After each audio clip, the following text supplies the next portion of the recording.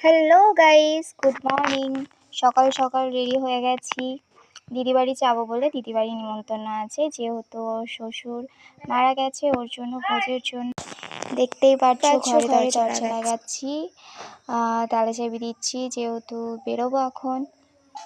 Finally চাবিটা লাগিয়েই ফেলেছি, ঘরে দরজা বন্ধ করে দিয়েছি, আশেপাশে সব ঠিকঠাক, দরজা মরজা ঠিক করে দিয়েছি। এবার রাস্তার দিকে মা দাঁড়িয়ে আছে, টোটো কখন আসবে।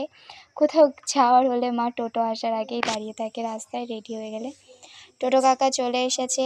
এবার আমরা যাচ্ছি বড় মাসির বাড়ি, বড় মাসিও যাবে তার সাথে, আমাদের সাথে যাবে। এবার এই যে মা রেডি হয়ে তাড়াতাড়ি করে বসে আছে। এবার বড় মাসির বাড়ি যাচ্ছি। আমাদের এখানকার রাস্তা খুবই খারাপ, কারণ এটা হচ্ছে ব্রিটিশ আমল থেকে এই রাস্তাটা, তাই এতটা খারাপ। এই যে মাসি বাড়ি চলে এসেছি টোটো নিয়ে। এবার মাসি রেডি হয়ে আছে, বাট এখনই আসবে,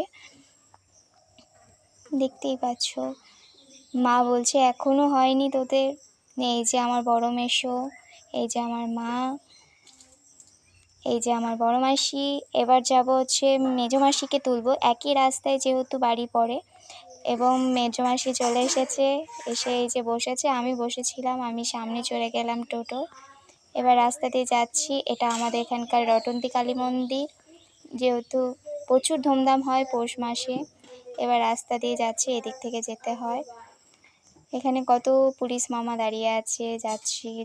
এটা সৎসঙ্গ মন্দির।